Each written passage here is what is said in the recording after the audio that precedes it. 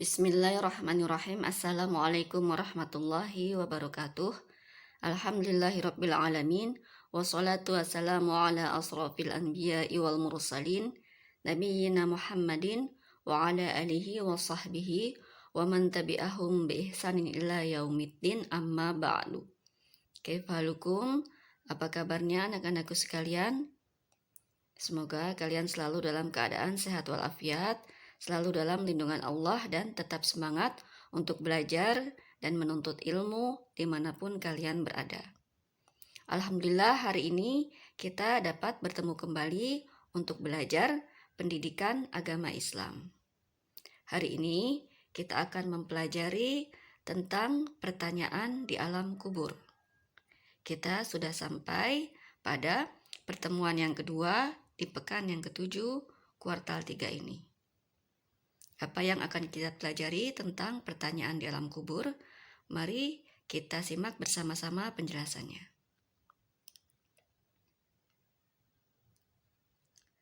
Seperti yang sudah kita pelajari kemarin, bahwa setiap orang atau setiap manusia pasti mati.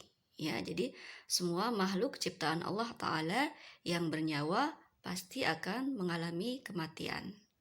Ya, jika seseorang mati atau meninggal dunia, maka yang pertama, ia tidak lagi berada di dunia, tetapi sudah di alam barzah.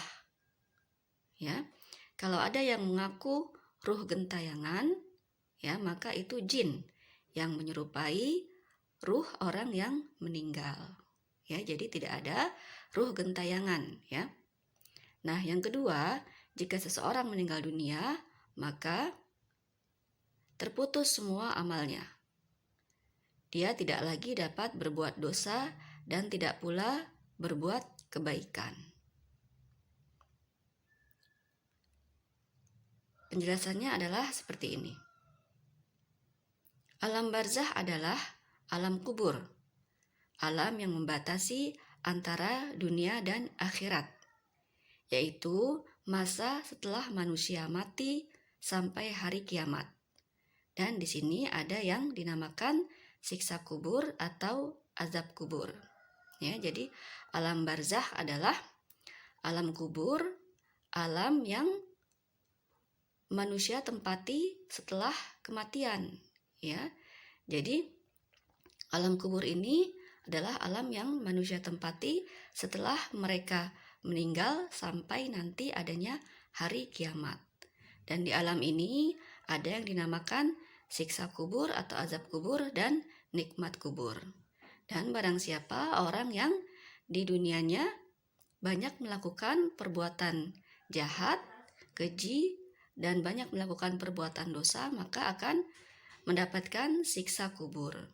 Dan barang siapa di dunianya banyak melakukan perbuatan baik, banyak melakukan perbuatan-perbuatan yang Allah ridhoi, maka nanti di alam kubur ini akan mendapatkan nikmat kubur. Ya. Orang yang sudah meninggal tadi akan terputus semua amalnya, ya. Dia tidak bisa lagi melakukan amalan yang menyebabkan pahala dan tidak akan melakukan lagi perbuatan yang akan menimbulkan dosa. Ya, kecuali 3 hal yang sudah kita pelajari di kelas 1, ya. Kecuali orang tersebut ketika di dunia mempunyai ilmu yang bermanfaat dan dia juga sering melakukan sedekah jariyah, ya, atau dia memiliki anak solih yang mendoakan kedua orang tuanya. Maka ketiga amalan ini akan tetap mengalir pahalanya walaupun orang tersebut sudah meninggal dunia, sudah berada di alam kubur, ya. Oleh sebab itu, maka kita harus selalu menjalankan atau melakukan perbuatan-perbuatan yang akan mengakibatkan kita selalu menerima pahala, ya, atau pahalanya terus mengalir walaupun kita sudah meninggal dunia, ya. Ketika seorang mayit telah selesai dikuburkan, maka akan dikembalikan ruhnya ke jasadnya. Lalu datang 2 malaikat dan bertanya. Ya, jadi ketika mayit dikuburkan, nah setelah itu maka ruhnya akan dikembalikan lagi ke jasadnya, ke tubuhnya. Kemudian datang dua malaikat dan mereka bertanya. Pertanyaan yang pertama adalah Man Rabbuka? Artinya, siapakah Robmu? Atau siapakah Tuhanmu? Pertanyaan yang kedua adalah Wama dinuka, yang artinya, dan apakah agamamu? Pertanyaan yang ketiga adalah Wama hadar rujulul ladzi bu'itsa fikum, yang artinya, dan siapakah orang yang telah diutus di antara kalian ini? Jadi ini adalah 3 pertanyaan yang dilontarkan oleh dua malaikat di alam kubur kita. Ya, yang pertama, Man Rabbuka, siapakah Tuhanmu? Wa ma dinuka, dan apa agamamu? Dan yang ketiga, wa ma hadzal rujulul ladzi bu'itsa fikum, dan siapakah orang yang telah diutus di antara kalian, atau siapakah rasul kalian, ya. Hadis sahih riwayat Bukhari dan Muslim. Ya, kalian harus ingat ya ketiga hal ini. Ya, ketiga pertanyaan yang akan diberikan oleh malaikat di alam kubur. Dan kita harus persiapkan ya agar kita dapat menjawabnya. Ketiga pertanyaan ini disebut fitnah kubur. Ya, 3 pertanyaan ini disebut fitnah kubur. Pernahkah kita ujian dan tidak bisa mengerjakannya? Atau pernahkah kita berbuat kesalahan, kemudian ditanya oleh guru dan orang tua, dan kita takut menjawabnya?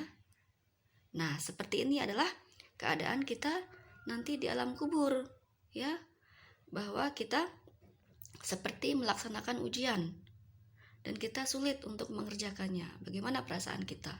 Atau kita berbuat kesalahan, lalu ditanya oleh guru dan orang tua kita, maka kita takut menjawabnya. Nah, seperti ini adalah perasaan yang akan kita rasakan nanti ketika ditanya oleh dua malaikat di alam kubur. Karena apabila kita salah menjawabnya, maka kita akan disiksa, ya. Namun apabila kita benar menjawabnya, lulus ujiannya dengan pertanyaan-pertanyaan ini, maka kita akan mendapatkan nikmat kubur. Nah, sekarang bayangkan bagaimana beratnya kehidupan di alam kubur jika kita tidak bisa menjawab ketika ditanya. Ya, maka kita akan mendapatkan siksa kubur. Maka kita harus mempelajari, meyakini, dan mengamalkan ketiga hal ini agar nanti bisa menjawab ketika ditanya. Ya, jadi kita harus belajar. Kita harus yakin bahwa kita nanti akan ditanya, dan kita mengamalkan ketiga hal ini agar nanti bisa menjawab ketika ditanya oleh malaikat di alam kubur. Nah, bagaimana caranya? Ya, jawaban dari ketiga pertanyaan di atas adalah 3 pokok agama yang wajib diketahui seorang muslim.